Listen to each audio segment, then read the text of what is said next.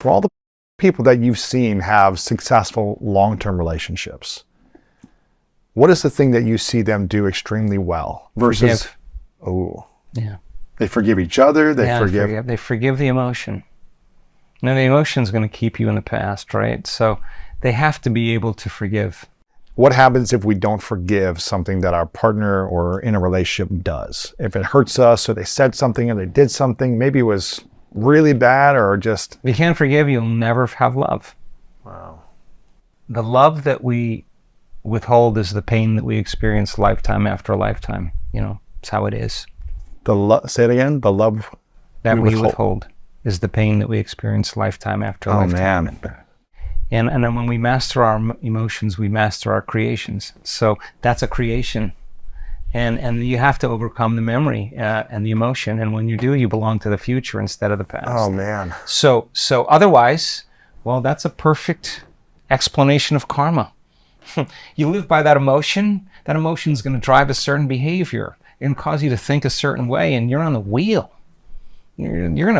People are living the same lifetime every day. Oh. They're in cycles. They're living the same lifetime after lifetime because they haven't overcome the emotion. No one's doing that to them.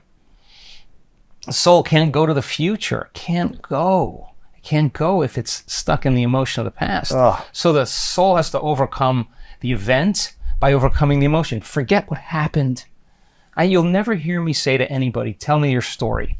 I will never say that. I would never do that to you. Wow. I would say, overcome the emotion. And then the story ends. Wow. Because the memory without that emotional charge is the wisdom we get from the experience. We never have to do it again. And now the soul says, okay, I'm ready for the next adventure.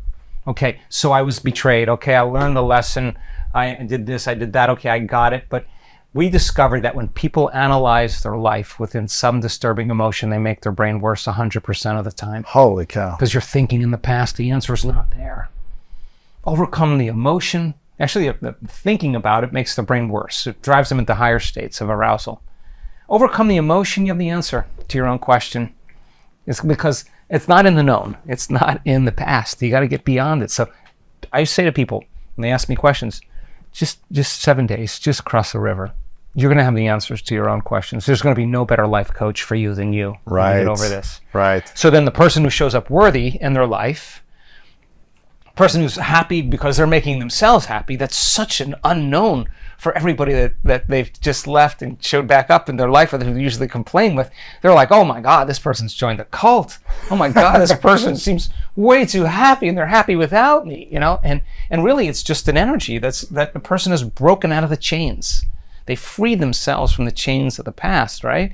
And so that doesn't mean that they don't get frustrated, don't get angry. They just don't waste their time staying there, because living by that emotion will create a gap between the way things appear and the way things really are. Wow. And if we respond during that period, we'll always say the same thing. I should have never said that. I should have never done that. I should have never sent that email or that text. You're altered in some way. So learning to shorten the refractory period of your emotional responses is emotional intelligence, right? And getting really good at that then allows a person to show up differently. And when people create the life they want, which happens a lot, why would they hold a grudge? Right. Why would they do that? They trust. They free themselves and they free that person. Like everybody's been betrayed. Everybody's been hurt. But if your life is wonderful, who cares? Like that. Whoa! I wasn't conscious or whatever. And then now it's when your life isn't working, and it ain't working, and you're living by the same emotion, and that passes. You're going to keep it alive, but you're the only one keeping it alive. Where is it? Where is your past? Where is it? It's only there, right? It's in a memory. It's a memory. It's not here. Yeah, it's not here. So then people spend enormous amounts of time not even knowing, not even aware that they're living in that state, and always predicting. The default mode network in the brain is always predicting the next moment based on what it's learned in the past, right? And if you're holding a grudge of the past, it's going to predict that in the future. You're just going to get ready for the next one. You're recreating the past. Your future is your past. Oh man. Yeah, and that's all the known, right? So getting a person to no longer live in the predictable future, where they're just habituated, where they get up and do things and they're on a program. Getting a person, that's the predictable future is the known. Familiar past is the known. Living by the emotion, remembering the event. If the familiar past is the known and the predictable future is the known, there's only one place where the unknown can be. Yeah. And that's the present moment. Uh-huh. Getting a person to labor for the present moment liberates energy in the body. Wow. And that's when the person starts feeling more like themselves and they don't feel as altered.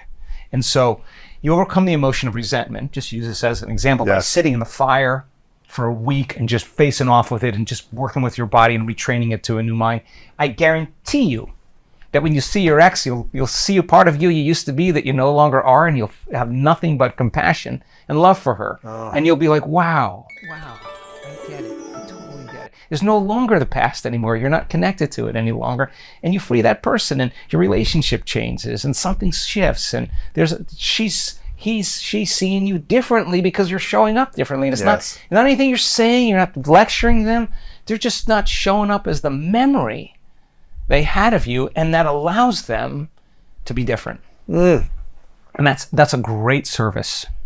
Yes. You mentioned about survival mode. When we're in survival mode, we're feeling stressed. And when we're feeling stressed, we're unable to feel that kind of self-love, love for self. Well, when you're in stress, you're altered. You're altered. You're altered. You're not your altered self. You're not yourself. You're shaken. You're not feeling whole. You've moved from love. Right. Yeah. And when we enter a relationship from survival or stress or lack of worthiness or neediness, I need someone to make me feel more loved because I don't have it myself. What do we usually attract and create when we're attracting from neediness, survival, and a lack of wholeness? Yeah, I think that all of that lack, all of that separation is separation from love, right? And the problem is that we've just been conditioned into thinking that it comes from out there. It comes from that person, that drug, that circumstance, that thing, that object, the app, whatever it is. And you're relying on your outer world to change your inner world. And so when things are good, you feel good. When things feel bad, you feel bad. So you're at effect. You're not at cause in any way. So what if, though, you had a way to find that independent of your outer world? The data we have suggests it's absolutely possible. Now you're free. You're free. Like, you don't need anybody or anything. You'll be a lot cooler to hang around with. Everybody would be like, well, that's just, that would allow them, I know this. Your presence would allow them to move out of survival. And they would open their heart a little bit more. They'd trust you a little bit more. They'd be more kind. They'd be more soft-spoken, more less egocentric. Your presence would do that, and may not be the first time, but they would start figuring out, like, wow, this guy is really different. Something's different about him, and that's just because you're present and you're giving them your attention without judgment. You see how hard it is to change. You've actually made that change. Because you've made that change and you see that you've made that change, but you see that in them, you're no longer judging them. You have compassion for them. Like, dude, that's a tough one. It's tough. Dude, it took me a long time to get over that, but you're not judging them. Like, what's wrong with you? You've heard about